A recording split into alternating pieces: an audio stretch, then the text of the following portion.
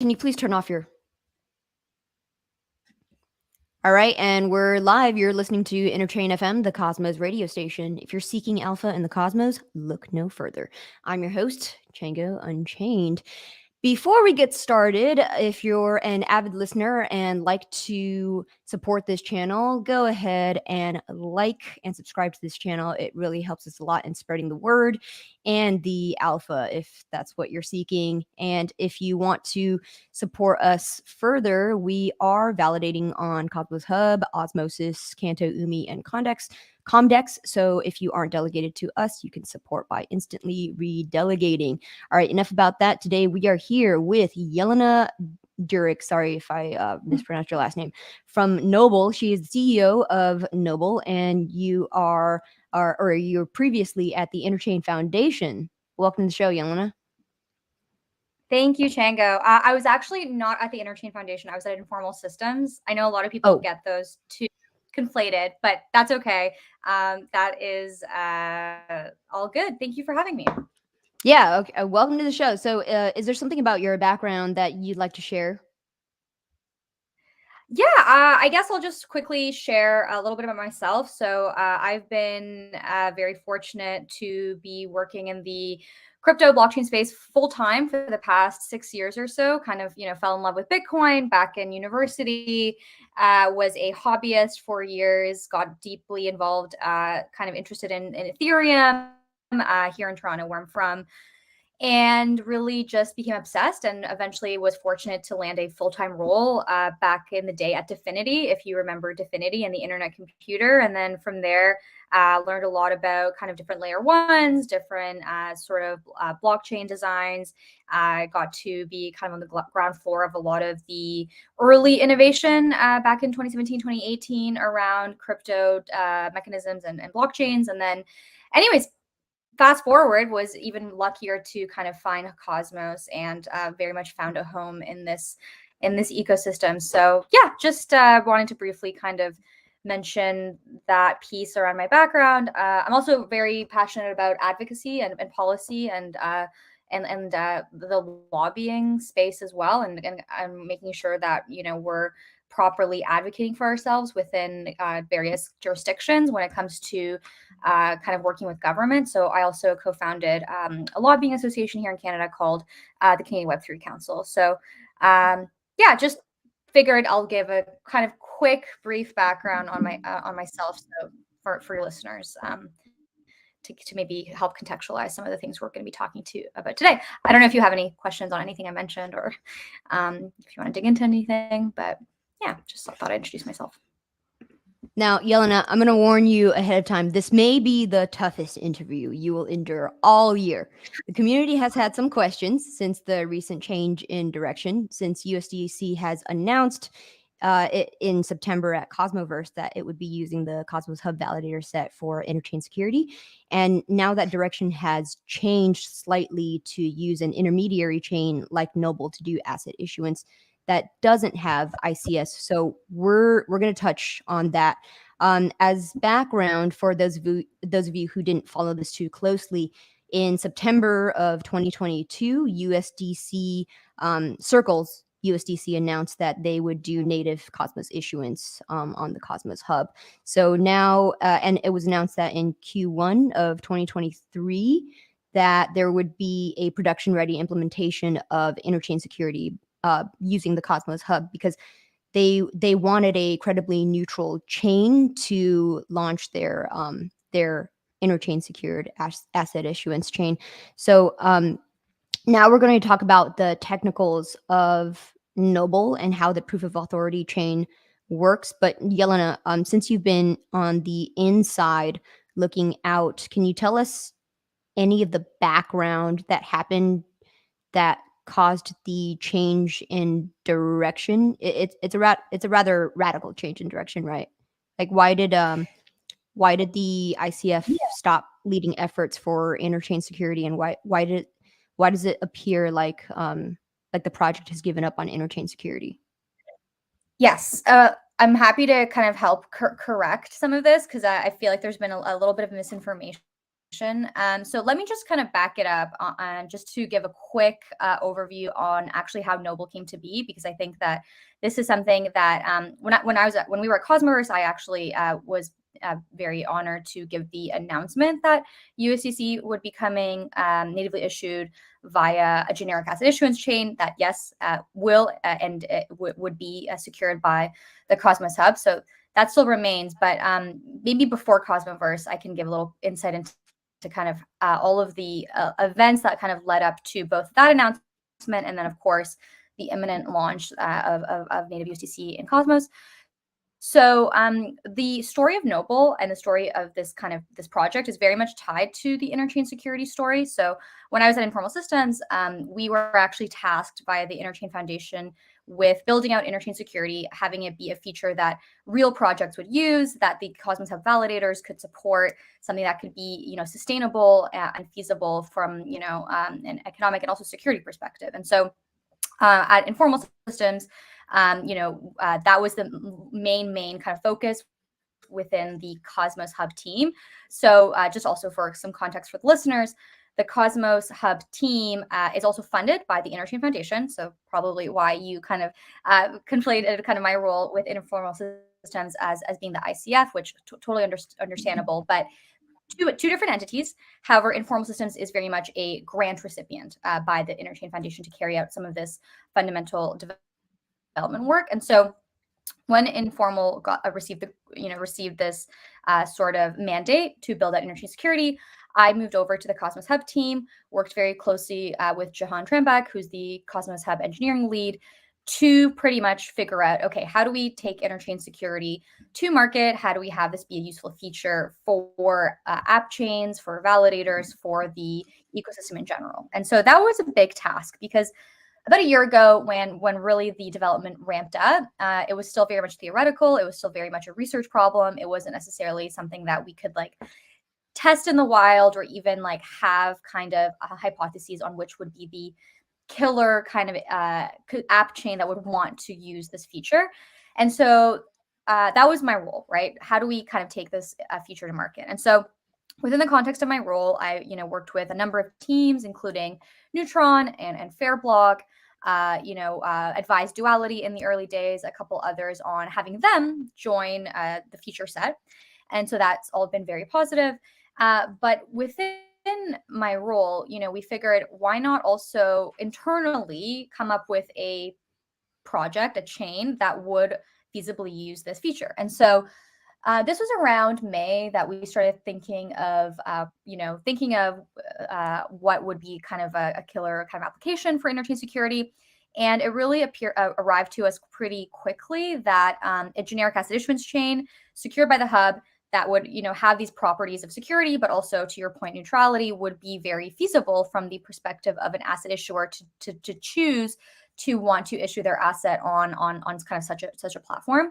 And so at this time, also Terra collapsed, right? So it was an existential moment for the entire ecosystem. We no longer had this stable coin that was kind of native to IBC, that was kind of a core component of a lot of different Cosmos app chains. That was an existential risk. That was a very problematic situation for obvious reasons. And then also around the same time, DYDX, they announced that they would be migrating to Cosmos and they would need native USDC. And so my work on Interchain security, coupled with a lot of these market dynamics, kind of forced us to think about, of course, native asset issuance, but specifically putting our focus on USDC. And so that is what we did. That is what I worked on within Informal, and then also got Strangelove and Jack Zampolin involved as the engineering partner to the project. Zaki Mannion is also very much involved. He is an original advisor and proponent of this project. And so we actually came up with the proposal for what would become Noble in the early days together, him and I. And so, yeah, fast forward, we made the announcement at Cosmoverse that indeed what would become Noble would launch as an Interchain secured zone.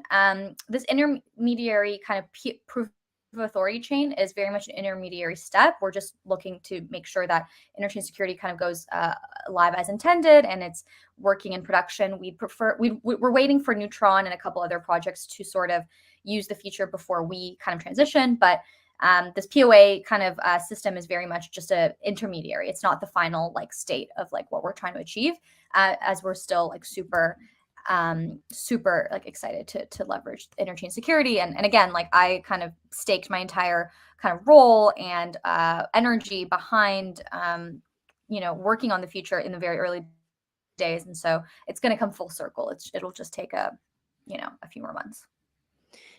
So what I'm trying to get at is what happened in the interim between the launch of the Atom 2.0 white paper and the announcement that Noble was going to host USDC issuance. Because in the white paper, it had alluded to a general asset issuance chain, which was the intended host for USDC, and that was supposed to come packaged with interchain security on the hub. So, I mean, from your story, it does sound like the two were always orthogonal, but based on the paper, it seemed as if they, one was a milestone preceding the other. Yeah, I mean, I think maybe when we put together the Atom 2.0 paper, it was more about like a vision and a direction, less about like a roadmap for execution. And I think that was something that I think would have been communicated better by a lot of the authors of the Atom 2.0 paper. But in terms of the vision, yeah, having something like an asset issuance chain secured by the hub is still, part of Noble's vision, at least, even though Atom 2.0 kind of didn't evolve as intended and even pass. That was again part of the vision. It wasn't necessarily about like the execution, because I'm sure, as you know, there's always dependencies and always things that come up that you can't exactly with 100% certainty for kind of foresee every sort of milestone timeline and the sort of sequencing of when things happen. But I can kind of go into more detail on why we decided to launch the POA chain when we did versus maybe waiting to launch with interchain security. I'm happy to do that. At the end of the day, So interchain security obviously went live on the Cosmos Hub recently. Actually, I think it was three weeks ago, maybe a month ago. So it's live in terms of it being live on the Cosmos Hub, but it's not sort of being used right by any consumer chain. And so for Noble, we always wanted to make sure that we waited for one or two projects to kind of go first to make sure that it was sufficiently kind of de-risked from our perspective. And so Neutron is that project that is going to be launching with ICS first, and they're only going to be launching at the end of April. So already that kind of delays our delayed our launch plans, because we wanted to have Noble launch with a mainnet without USDC, without any other native asset kind of being issued. Again, just to de-risk the entire process, make sure all the block explorers, wallets, integrators were prepared, making sure that the IBC middleware was functioning correctly as intended, making sure that the POA validators were, configuring everything properly before we had real value, right? Like being kind of transmitted through Noble. And so that, again, we're waiting for the USDC issuance to start, which will happen in the next few weeks. And so we want to give ourselves some time, at least a month, to have Noble kind of in kind of live in mainnet. So that's what we did. We launched mainnet last week, which is very, very exciting. So almost about a week and a half ago.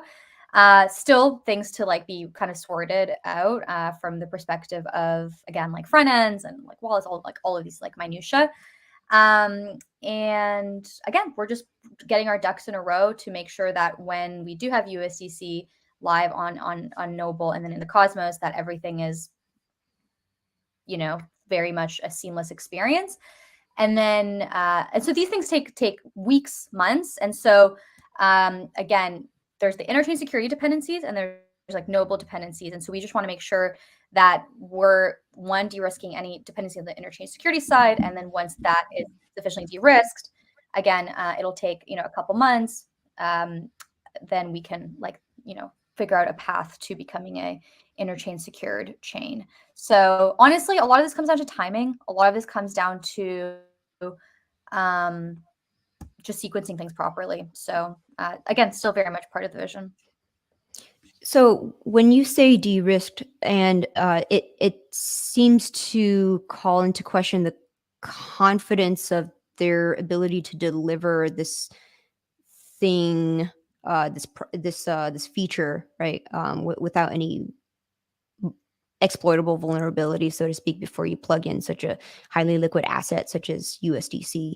But Jihan is still working on interchain security within the informal system team, and you both were in the same team, right? So that would that mean that there were questions about the ability of the informal systems Cosmos Hub team to deliver something that you had confidence in? No, no, absolutely not. Like they are an incredible team, talented team, and I stay very close to Jahan, like to make sure that we're properly giving updates on roadmap and again, like kind of all of these things. It's not anything about confidence. It's simply to say that this is a new feature that we just want to make sure works as intended for both validators and also the consumer chain. And it's really simply just to say that let's just again have one or two other consumer chains launch before we sort of take that very definitive step into supporting the feature. Again, it's like nothing substantive that I would call out at this point. It's simply to say like let's just make sure that we're doing this thing like this maybe a little bit more conservatively than another project would, right? Like Neutron, for example, they're definitely a lot more kind of trailblazers in the interchain security story, like going first and having all of these kind of complicated applications living on top of Neutron. They're this their sort of design is very different than Noble, right? They're a permissionless smart contracting platform. It's completely different, and so we just want to see how that looks before we again take that definitive step in launching. So it's not like a comment on any one team. It's just to say like let's be kind of conservative and very methodical about how we kind of launch with interchain security, and that's something that is also kind of just part of my like MO. And that's actually even why something like Noble has actually been in the works for 8-9 months before we've had the opportunity to launch our mainnet. And in fact, even in September at Cosmoverse, that was just an announcement. Like we still didn't have anything ready to ship. And it's just making sure that we're being very thoughtful about the entire process. So it's just more of an MO than anything. Okay. Help me understand what justified spinning off Noble as its own chain as a wholly separate entity as well, with its new token design and treasury and fundraising of new capital. What spurred this conversation? Yeah, so Noble was this shared kind of project between multiple kind of people and entities. So, I mentioned that, of course, Informal was leading the way around the interchain security front. It's Strange Love Labs and Jack Zamplin's team that took on really the risk and the kind of they took on the risk and they took on the kind of responsibility of actually building the actual Noble app chain in terms of all the Cosmos SDK modules and making sure everything would kind of conform to specific standards. And so, all of a sudden it was like this shared project amongst independent advisors, Strange Love, Jack Zamplin's team, myself. And very quickly, it became apparent that having Noble sort of be managed kind of among multiple team members without any sort of structure or any sort of like kind of process could become complicated. And I think that like this is very typical like Cosmos fashion. You have this idea, people kind of jump on it. They start working on it. They, even without dedicated sort of funding necessarily, they're just very passionate about the problem to be solved, which is incredible. But at the end of the day, there comes a point where, okay, so there's an engineering team, for example, in the context of Strangelove that put up all this work and all of these resources to build the thing. How are they going to be funded? That's like a big question.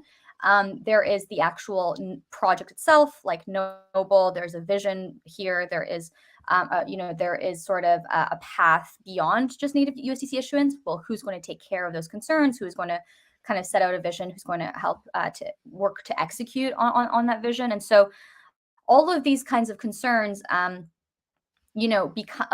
kind of mushroom, right? Like you have this idea, like a nugget of an idea, and then all of a sudden you layer all of these other kind of stakeholders, concerns, new ideas on top of this like initial kind of nugget of an idea, and then it's like, oh wow, this is like a bigger thing than we kind of anticipated. So let's formalize it, right? Like let's have a structure where every stakeholder feels properly kind of invested in the project, aligned with the vision.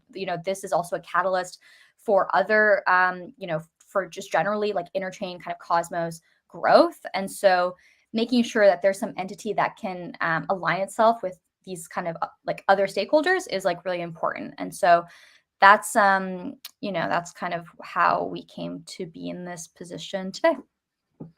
Yeah, help me unpack that a little bit, because so from what what people in the community have seen is that Strangelove Labs and Informal Systems were the largest recipients out of a 40 million grant for like a batch that the ICF had deployed. So how would you respond? And it was for building public goods like this. So how does something like building a generalized asset issuance chain for the Cosmos Hub not fall into that category and justify Noble raising independent capital to build this thing on top of the funding they've already received for public goods?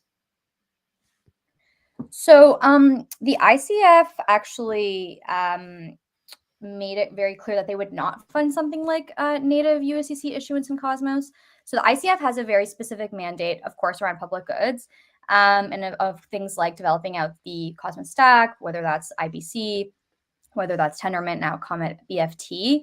But when it comes to things like working with like an asset issuer, that is not within its mandate. So in fact, even back when IBC launched, there was very kind of clear interest from various kind of partners to help, kind of issue in the IBC ecosystem, in the Cosmos ecosystem, and actually Circle themselves have worked with other foundations in the past, like the Ethereum Foundation, and other sorts of foundations to kind of enter those ecosystems. But the ICF had never really fulfilled that role for whatever reason. And so I would not categorize this within the mandate of the ICF, just because that's actually been a clear thing that they have not been interested in the past. But yeah, I mean, a lot of the kind of a lot of the kind of development that Noble is leveraging very much is development that other projects are leveraging, right? Again, around IBC, around the Cosmos SDK, things like this. And so, we're definitely kind of building, in a way that kind of leverages a lot of that development. But again, we have a separate mandate from just using IBC, like, whatever kind of that means loosely. So, yeah. So help the layman understand what the ICF's mandate does cover in that case. If something like this asset issuance chain isn't part of that scope, what is in the scope, and what was actually being funded if Strangelove and Informal received the funding? Like what is it for, if not for public? So Informal received funding to build out Interchain security that any project could leverage, including Neutron, including Fairblock, including Duality, including Stride, including Noble. So this is just a generalizable kind of protocol that can enable shared security. So that, of course, is something that any project could leverage. So logically speaking, it's like, well, why didn't the ICF fund Neutron? Well, because these are two separate concerns. The Interchain security is something that anybody can use, right? Or any project can elect to use, and then of course go through governance and hopefully be kind of accepted into the set. But again, like the concerns of the project and the concerns of the feature itself are like two different things. It's like how any project, you know, can leverage IBC to do interesting things like interchain accounts, interchain queries, and kind of build out interesting applications as a result of that. But the actual development of IBC itself and a lot of those standards are, you know, sometimes funded by the Interchain Foundation. So there's a separation between kind of the infrastructure kind of development being funded, right? In the case of, again, interchain security or IBC, more broadly, and then of course the actual project that elects to kind of leverage a lot of this research and development to build novel things on top of, you know, on top of these kind of base layer infrastructure pieces. And what falls into the public goods category of Strangelove's funding? I don't exactly. I'm not too like, again, I don't work for Strangelove, so I don't exactly know what part of their kind of development is exactly funded by the ICF. I worked at Informal, so I know like around the interchain security piece, but I recommend you talk to kind of some, you know, Jack or someone that works there on that. Okay, that's fair. So Noble fundraised new capital for the development of this chain, and you guys are launching a new token that's associated with it. How much did you raise? First of all, we haven't actually raised anything yet. We're just actively kind of scoping that out. So don't have anything to share there explicitly. But when we do, it'll be publicized. So hopefully we can wrap that up and then share that with community. But in terms of token, Noble does not have a native token. So we're going to be leveraging Atom, of course, for security. And so we don't need to solicit a validator set. We don't need to issue a new token. We don't need to, you know, create some sort of economic security as a result of that. And that's actually a big kind of motivator, again, like to really focus on like one very specific application, which is asset issuance, without having to think about token economics or incentives or anything like this. Like it's actually very simple. There's no native token. We're using Atom eventually for security. The validators will earn revenue from USDC when USDC goes live on Noble, and then also with other native assets that go live on its chain. And then we are currently doing like a fun campaign around the Friends token, which is just redeemable for a physical item, which is in this case a friendship bracelet. We took a lot of inspiration from the Unisocks campaign when they launched Unisocks as a way to sort of rally interest around their platform. And yeah, I see that you have something on the screen. We can talk about that as well if you'd like. Right. Let's reconcile some things. So the reason why I understood, perhaps mistakenly, that there would be a native staking token is because there's a mention of a token in the Noble GitHub. Yeah. So here it says, at launch, Noble will be a proof of authority chain with a trusted validator set, which is a subset of Cosmos Hub validators. The validators set will be permissioned by equal shares of staking tokens placed in vesting accounts. So that's what gave me the idea that there would be new staking tokens issued that will be vesting in over a certain year cliff. No, so the tokens have no value. So when we say they're put in vesting accounts, they're never redeemable. They're just locked up forever. They don't have any transferability or any sort of economic value. They're very much like, for lack of a better term, like a dummy token that you just have to allocate in the governance module to the various validators in this proof of authority setup. It's simply a requirement. There's no token. Again, we're doing this because we're looking to leverage the Atom, Atom shared security, and so eventually, Atom will be, of course, the staking token. So this is okay. So help me understand. What tokens are these then? Just like a dummy token representation for staking that have no value? Exactly.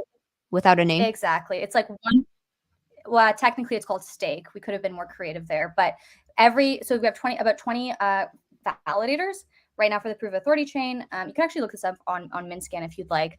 And so each validator has one token, it's one stake, and it's all equally distributed because it's one per validator, and there's a total of like 20 or maybe it's 18 validators. And they have absolutely no transferable value, no economic value. They cannot be transferred out, transferred in. There's like no market to acquire this staking token. It's just something that was distributed to the validators to spin up this proof of authority chain. Because again, we're just waiting for interchain security. Okay, got it. So yeah, it's a novel thing. Maybe that's why this isn't it's like a new thing in the Cosmos context, because usually you have it's proof of stake, you acquire economic stake, you distribute that to validators, they can earn rewards from delegations, things like this. But this is again a proof of authority chain simply as a interim mechanism until we launch with interchain security.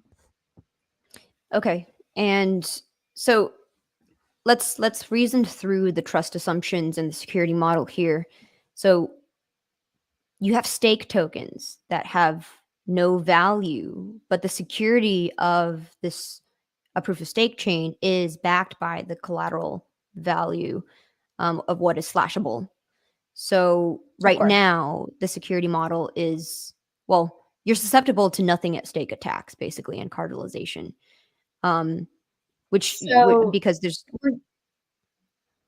Yeah. So the incentive to not misbehave would be to not forfeit future on-chain revenue, right? So the validators will be earning a proportion of revenue from USDC transaction fees, and pretty much any time if the rules are actually quite strict. If there's any sign of misbehavior, you're immediately tombstoned. So any double signing, any misbehavior like this, there is no risk of cartelization because there's no opportunity to acquire external stake. So really the worst thing that could happen is the validators just decide not to run the chain. But then of course you would need, every validator to do that. Even if you had, technically you could have a proof of authority chain with one validator, right? That's actually completely feasible. But we decided to expand the set because we wanted as many Cosmos Hub validators to sort of run Noble as possible while still maintaining certain kind of coordination mechanisms between Noble and the validator set. But yeah, I mean, really the worst thing that could happen is, downtime and like lack of liveness, which would definitely be horrible. But there's like no opportunity to kind of attack the chain to acquire, stake, because there is no valuable stake at stake, right? Like the thing with proof of stake, when you're at risk of slashing or at risk of, acquiring kind of more assets, is because they have real value on some kind of secondary place. But here, there is no value to the stake token. Does that make sense? It's not a proof of stake chain, right? We will be a proof of stake chain when we leverage interchain security. Right now, it's a proof of authority chain. Right. So the trust assumption is that you put 100% trust into this validator set, such that it's a proof of authority, and not so different from like a centralized chain in that sense. So let me put it to you this way: the economic vulnerability of this kind of a setup is this. Imagine that there's a pool of $100 million worth of USDC of liquidity on this chain because it's being, minted and burned in real time. It's being transacted across the Cosmos ecosystem via IBC like it is intended. And the only thing preventing the 20 or so validators from equivocating, as in compromising the entire chain, through a 2/3+1 attack, is future expected revenue of USDC fees, which compared to, let's say, a pool of $100 million of USDC. Initially, it would amount to, imagine, maybe a couple $1,000 per week or something like that based on the fees. So that's where the economic vulnerability lies, right? When you compare what the expected EV is, what it looks like when the reward for attacking this chain through a cartel is compared to the expected value of the future slashable stake, which is negligible compared to just this instant pool of capital that you could effectively steal if the validator set were to be malicious. Okay. So I guess there's a couple of things going on here. First of all, yeah, the minting and the burning of kind of these assets will take place on Noble. We're actually leveraging the token factory module to kind of achieve that. But the minting and burning takes place using kind of admin authorities that are off chain, that have like nothing to do with Noble, right? Like you're simply like crediting, debiting kind of amounts like on chain, but they don't actually they are kind of used not on Noble because there's no DeFi activity. There's no DEX, there's no AMM. It's simply a place to issue the asset and a place to route the asset. So the place where you would have this like, hypothetical kind of large amount of USDC in a pool, that would not be on Noble. That would be on Osmosis, that would be on Crescent, that would be elsewhere. So that's like one thing to kind of note. And so that's actually another part of the trust kind of assumptions that we're trying to maximize for, is that like Noble as a chain is very in some sense minimalist. It's very similar to the Cosmos Hub in that sense. It simply routes a lot of activity, or it will in the future. And then again, it's a place to sort of on-ramp into the ecosystem, right? Similar to how Atom is used to on-ramp into Cosmos, because Atom is like super well adopted on many centralized exchanges and many, by many institutions. It's the same thing with Noble, except it's not Atom, it's net new native assets coming to Cosmos, starting with USDC. And so something just to consider with Noble is that, again, there's no pool of capital like on Noble that like is used for any sort of DeFi trading activity. It's simply a place where entities issue by minting and burning via admin authorities or admin accounts that are stored in cold storage in like super secure ways. So really the compromising kind of element here would be on the keys themselves, not on any sort of on-chain activity. I hope that makes sense, because I think that it's a little bit of a paradigm shift, I would argue, with how we currently think about a lot of activity in Cosmos, which is where you do have these vulnerabilities because you have the activity kind of living on chain. When it comes to a lot of again, like the DeFi activity, kind of exchange activity, but with Noble does not do any of that. It's simply an on-ramp. It's simply a router. It is simply an asset, issuance chain. Okay, so this sounds like Noble is an app chain answer to a WBTC or like a WBTC equivalent, basically, where there's a centralized entity backing it, a qualified custodian, BitGo, who has hold the keys off chain, using its meat space infrastructure via its network of banks, of like 8 different banks holding its holding fiat. And then what Noble is the smart contract on Ethereum, or it's WBTC equivalent smart contract on Ethereum. So why in this case would this be designed as its own application specific chain for USDC and not as a multi-chain deployment for USDC? For example, USDC in the EVM paradigm is distributed it's distributed through porting its contract on different EVMs like Avalanche, Solana, Ethereum, Polygon, what have you. Sorry, not Solana. But in the IBC paradigm, you could do the same thing if you launch it on Cosmosm and have it multi-chain deployed across different Cosmos app chains. So explain to me why this was the architecture that they went with out over a more as for lack of a better term, censorship resistant model, like deploying it on different app chains.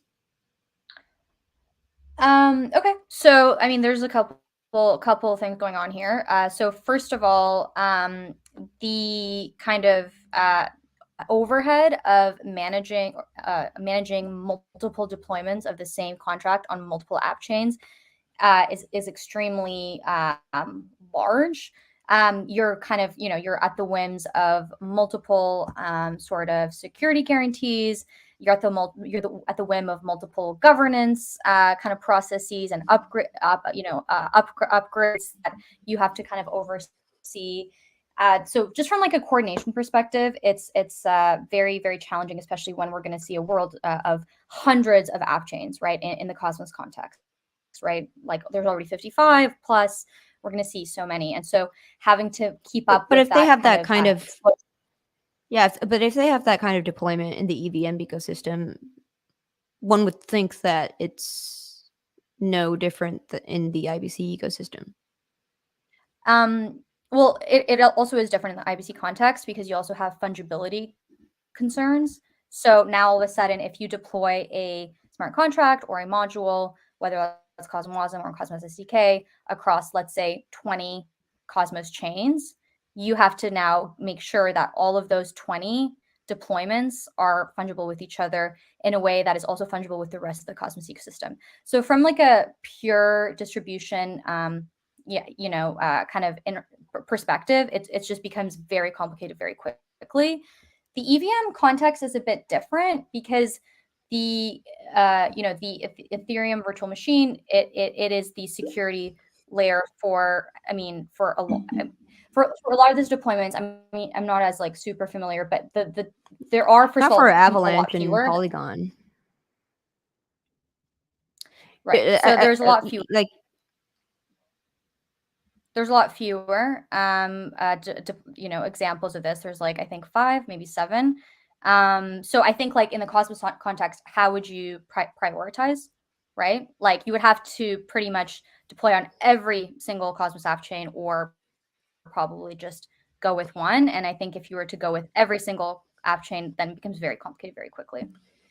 you could, well, I'm speaking as if I had the Circle hat on. If I were to treat the IBC ecosystem similarly to the EVM ecosystem, and let's say we default to Cosmosm CW token standard or even Token Factory, any chain that has that enabled, if I decide to go with like a CW token standard, if I opt to go with the most liquid chains, that reduces the option set to like 5, let's say.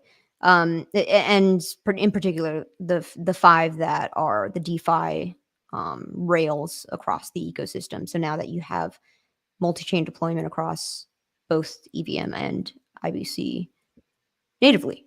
So it's just, I mean, I'm asking about the design architecture of this POA chain that seems application specific to USDC because, like, what is the long-term roadmap here? Like, is Noble intending to onboard other assets outside of USDC? And if so, if I'm putting my USDT hat on now, is this the architecture that something like that would go with, and why? Yeah, Noble is definitely looking to support other assets. There's definitely a lot of sort of call them benefits to wanting to issue a Noble, but of course there's, as you mentioned, like other options as well. So the benefits again are it actually helps to solve the liquidity fragmentation problem in Cosmos because again you're not having to issue on the 5 most liquid chains. You could issue in one sort of neutral spot and then have that be transferable to all of these sources of sort of demand for liquidity pretty easily, leveraging IBC. So that's one thing. It helps solve the liquidity fragmentation piece. Secondly, it also helps to, again, solve the user experience around sort of interchain, interchain token transfers. So right now, unfortunately, there is definitely a user experience challenges with things like bridged USDC, because although there is one representation that is issued, or I mean, there's a few bridged USDCs, but in the Axelar context, there is obviously one kind of bridge that does a majority of the bridged USDC volume, which is great. But it also poses user experience challenges because you have a situation, which you currently do, where, for example, there is actually 113 representations of Axelar USDC that are like effectively like stuck or like orphaned on like multiple IBC channels throughout the ecosystem. And so a lot of people don't realize that for redemption purposes, for kind of to actually ensure the sort of origination of that asset, you have to kind of unwind the IBC path and kind of go back through Axelar and kind of do it that way. And so Noble has sort of recognized this user experience challenge, and we've built for that within that IBC lens in mind. But the difference being that we also work, with an entity to make sure that these things are solved for from day one, versus like not really thinking about that or anticipating that, and now all of a sudden having a situation where you get this like explosion of like all of these like derivatives of that asset across all of the different IBC channels in like a very kind of complicated kind of context. So I guess I would say two things. One, liquidity fragmentation. If you issue in one kind of neutral kind of spot, it kind of helps to solve for that. And then two, the sort of user experience challenges around kind of fungibility of the asset across different IBC channels. So these are like two things that you just sort of get out of the box, for lack of a better term. And it's something that I think, especially for kind of entities that look to Cosmos as like this really exciting kind of ecosystem with a lot of growth, a lot of like interesting activity, a lot of interesting applications, they want to be able to sort of work within in that ecosystem in like a way that is just logical and just like relatively efficient, if that makes sense. And so that's really what kind of Noble is. It's kind of like an ambassador to the app chain kind of ecosystem, where we can kind of work with these entities, in a way that makes sense. And then also, part of the kind of roadmap for Noble is also having a lot of these like partnerships, right, on the institutional side of things, with like custodians and with, different kind of entities that require actually a certain level of kind of infrastructure to be able to kind of play within that ecosystem. So like a lot of larger institutions haven't yet really enter the Cosmos ecosystem because we don't have things like Fireblock support for Cosmos SDK chains yet, right? We don't have things like institutional on-ramps that are like, very well defined. I think, again, kind of putting my Cosmos Hub kind of Atom hat back on, I think Atom definitely worked towards that vision. And in many ways, that is why the hub has a lot of activity and is still in many ways a hub within the Cosmos. But at the end of the day, it hasn't been able to do things like support new asset issuers or support kind of a different kind of level of on a different level. Yeah, Fireblocks and other custodians have recently integrated Cosmos Hub, but I do agree that it can be more streamlined for these custodians to integrate more Cosmos app chains. But let me ask you this: how do you claim credible neutrality of a chain that has handpicked subsets of the Cosmos Hub validator set? As opposed to another validator set of another app chain, for example, because the Circle's original narrative was credible neutrality for the its chosen security provider. Yeah. Again, of the Proof of Authority 20 validator set is still an interim solution. So we are going to be using the Cosmos Hub validator set. Why the Cosmos Hub validator set and not another validator set in Cosmos? Well, multiple reasons. One, highest relative degree of economic security. The Atom token market cap is still, way higher than almost any other kind of Cosmos chain. So I don't include like, No, I think Binance Smart Chain. that part makes Yeah. sense. So Using the that's atom, number. but the Yeah, and POA that's part phase. again, it's just an interim thing. Like it's just, this is not the final. We're only doing the POA chain as an interim solution because we're just, again, like waiting to have interchain security probably be running in production before we support it. So the POA chain was always like a plan B, like in case interchain security is, delayed, which it was. In case there's some sort of challenges with it, what's a plan B? It was always a POA chain with a subset of the validator set of the hub. So this is, again, like not the final state. It's just very much an interim solution. What part of the milestone is the intended migration going to be? Like, is So there I an mean, estimated timeline? yeah, based on how things are going with the feature, obviously it kind of launched on the hub last month. So that's a big thing that we are tracking for. Neutron will be supporting it late April. I would say in the next 6 months, like I can imagine Noble be using interchain security. Again, we just want to have it kind of running in production with a real live consumer chain for a couple months to observe it, maybe have somebody else, maybe a stride kind of transition, because so there's Neutron, which is a net new project that is leveraging interchain security and validator set, and there's Stride that has its own validator set right now that is running in production that will kind of sunset that and then use interchain security. We want to see both paths, both migration paths, and then we'll kind of leverage the feature. So obviously timelines are kind of like not super can't always be like 100% confident on the timeline, but if I had to guess, it would be within the next 6 months or so. And this is to the audience. If you are confused as to what interchain security is or want to learn more about the technicals, I did a deep dive that I will link in the description below that you could follow and get the primer on. Okay, so Yelena, going back to Noble. Okay, let's talk about the technicals. So you have key authorities, you have minters, you have a blacklist. Let's talk about that.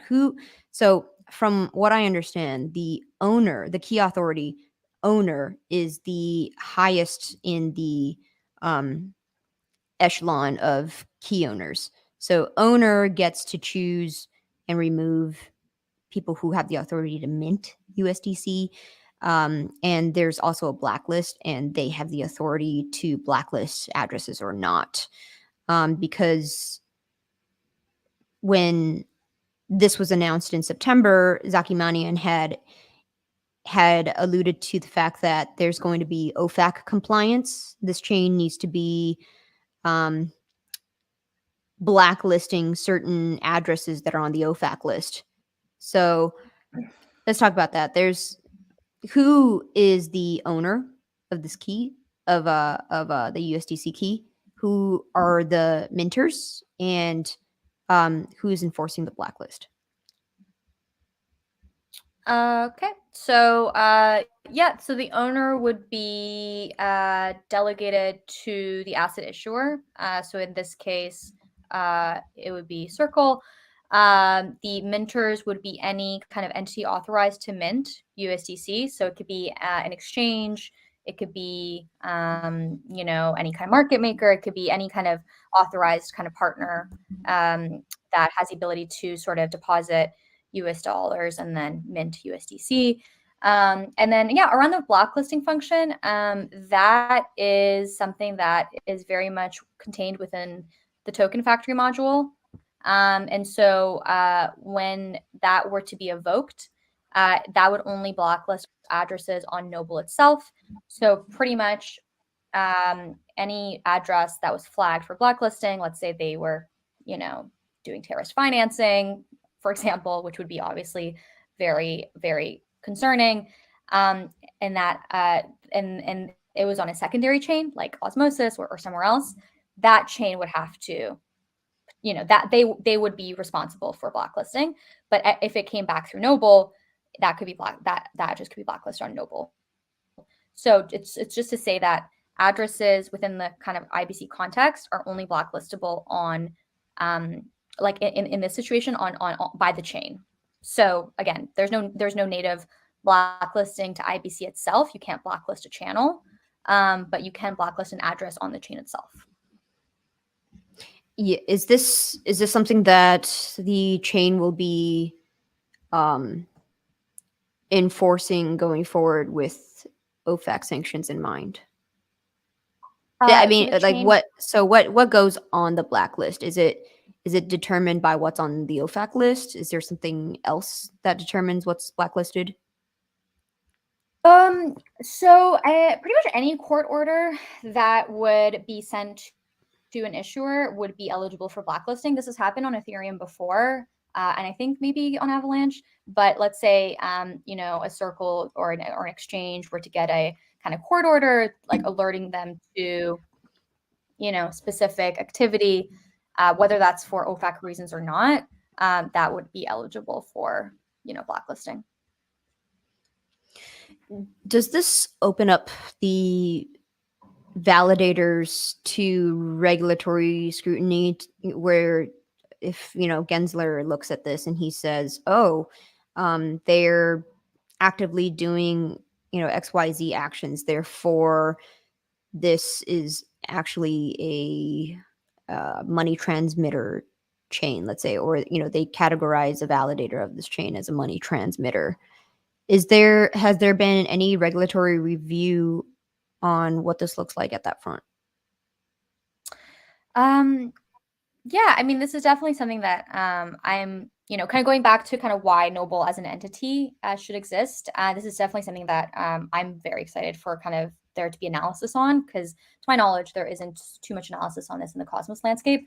There is analysis on this in the Ethereum context, and like generally kind of now that Ethereum is proof of stake, validators and their role in the network, and things like Tornado Cash, we saw that play out in a very real way, but not too many initial kind of analysis on that yet. It's still early days, but I think at the end of the day, something that's very important to the project is just making sure that there is call it geographical decentralization or distribution of kind of validation, so that a lot of the kind of validators, first of all, on the Cosmos Hub itself, there's a lot of geographical distribution. It's not mainly, American validators, or even close to 50%, which I think is very positive. So it's very much a global set of validators. And, I think at the end of the day, like, there's definitely concerns around what's happening in the US around regulations, but there's also a much bigger world beyond America that, has a lot of,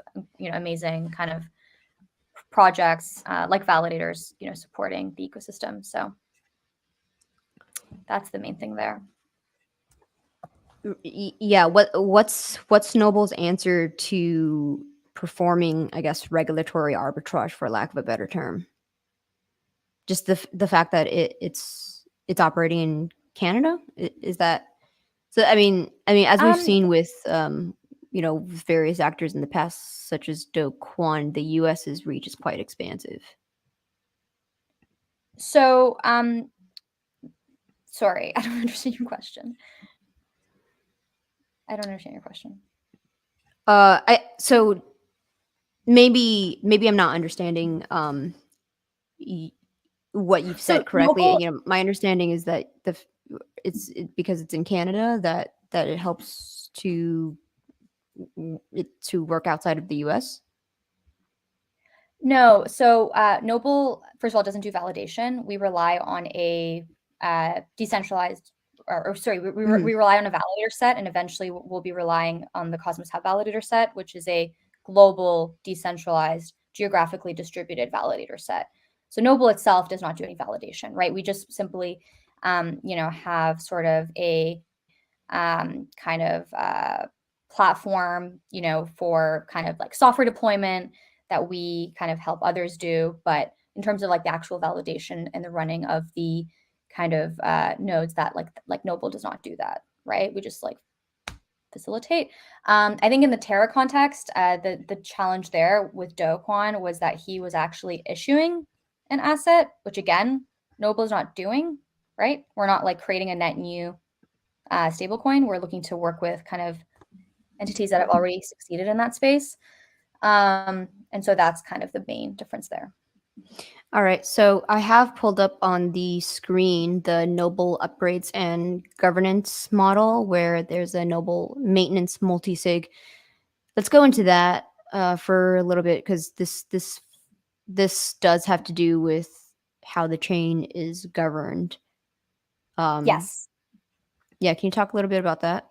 Absolutely. So right now in Cosmos kind of governance, it takes a couple weeks usually for validators to kind of go through the governance process. You have an upgrade proposal. So in the context of the Cosmos Hub, that would take like about 2 weeks, right? You have an upgrade proposal, then you have a chain binary, and then validators, after they've like voted to accept the upgrade, they run the new binary, and it's just a very prolonged process. And of course, upgrade proposals can contain many different, many different parameters. We've seen this. I'm the most familiar with the Cosmos Hub, but we've seen this in the context of, that chain doing things like, expanding the community pool tax, things like this. So already we have Cosmos governance, right? And that just takes, 2 weeks plus. This multisig was just designed to expedite that governance process. Just to say that if there is some sort of vulnerability or some sort of necessity to upgrade the chain kind of really quickly, we have a path to do that. If there is an IBC channel that is at risk for a vulnerability, we have the ability to sort of sever that channel kind of quickly, and then, of course, reinstigate it as soon as the vulnerability has been kind of patched in that context. And so really, this is just a way to quickly do those things without having to go through a drawn out governance process. Every consumer chain, I should say, has the ability to have this sort of kind of upgrade process on their chain so that, they're not relying necessarily on the Cosmos Hub validators. And so we've done the same thing. So at any point, the validators have the ability to override this Noble maintenance multisig. So the ultimate authority always rests with the validators, always. This is just to say that if and when we need to expedite the upgrade process, we can do so pretty quickly. All right, so we have these 7 or so entities that are part of the multisig, and as soon as there's 5 out of the 7 signed, then the Noble chain can issue an emergency upgrade in the case of exploits. Yeah. Are there any plans in the future to decentralize this or add more keys to the signing set out beyond just 7? Well, I mean, the function of it is to be able to coordinate quickly and act quickly, but the ultimate decentralization would rest again with the validator set. So again, they're the kind of entities that have the ultimate authority to accept or reject that emergency, call it upgrade. So at the end of the day, that kind of decentralization kind of question rests with the validator set. Of course, right now with the POA chain, it's not as decentralized as it would be with the Cosmos Hub, which is why we're still excited to leverage interchain security. Right. So what I'm hearing is that this signing set out of 7 signers is going to be there in perpetuity, and at any point the validator set can override the decisions of this multi-sig set. Yeah, they can choose to not accept the new upgrade and say, nope, we don't want to run it. Just like in the regular Cosmos governance process, the validators can choose not to accept a new upgrade. And in what instance do the signers get rotated out and a new set rotates in? In what situation does that happen? In terms of the 5 out of 7, or Yeah, the 7 signers. When do new signers rotate in and out? We haven't landed on that yet, but probably should happen at like an interval of time, maybe like every 6 months or so. But we haven't really decided that. This is very much kind of something that we're still looking to evolve. But again, the multisig has absolutely no influence on the issuance of assets. It has no influence over any sort of kind of chain functionality. It simply initiates upgrades quicker than you would expect with the regular Cosmos governance process, which would take 2 weeks or 3 weeks even. So just to kind of emphasize that piece. Okay. Yeah. So let's talk about the future roadmap. So beyond USDC, are there any other projects you're aware of that is interested in issuing on this chain? Yeah, I mean, I don't have anything to kind of share publicly right now, but there's definitely been a lot of kind of interest. I think there's a lot of kind of in demand just generally for kind of the Cosmos Interchain kind of ecosystem and kind of entering that ecosystem in a way that makes sense. And so we're I don't have anything to share right now, but hopefully once things become more solidified, we can do that. Okay. Yeah. So help me understand what this is my last question, by the way. USD, like native USDC UX looks like. So, for example, if this is issued to different app chains like Osmosis, Injective, Juno, and they've already have other USDC that has been bridged over from EVM ecosystem, how does that get reconciled? Is it at the client side or elsewhere? Yeah, I mean, I think we definitely expect for kind of native USDC to still kind of coexist with kind of bridged USDC for at least like the short term. I think how that gets reconciled, I think it depends on the chain itself. I know that Osmosis will be putting forward a proposal leveraging something that they've built, which is the transmuter, to sort of have some sort of path to migration from the bridge to the native asset. But at the end of the day, it really, I think, depends on the chain, like what they think is best for their users, and how they kind of want to manage that. So whether that's some sort of swapping mechanism, whether that's something like the transmuter, I think it really kind of depends. It's kind of up to the chain. Okay, great. All right, so we have come up to a full hour and more. Yelena, thank you so much for bearing with me. Is Thank there you. are there any announcements that you have? Where can people find you? What do you want people to do following up with this? Yeah, I mean, you asked really good questions. Just kind of clarifying kind of the narrative. So, if anyone has questions or wants to follow up, you can always like find me on Twitter or Telegram. I can share with you. And looking forward to just helping kind of catalyze and kind of bring kind of growth and additional interest, and of course with that liquidity into the Cosmos ecosystem. And so yeah, I mean, any way we can do that to support both users, app chains, kind of, I'm always interested in ideas and ways of kind of collaborating. So feel free to reach out anytime. All right, perfect. All right, if you're listening to us live, congratulations for tuning in. Your resource, or we are your resource for early stage alpha. So if you want to support this channel, go ahead and like this video and subscribe to our YouTube channel. We do this on a bi-weekly basis. Weekly basis. We've been doing it weekly for over 2 years now.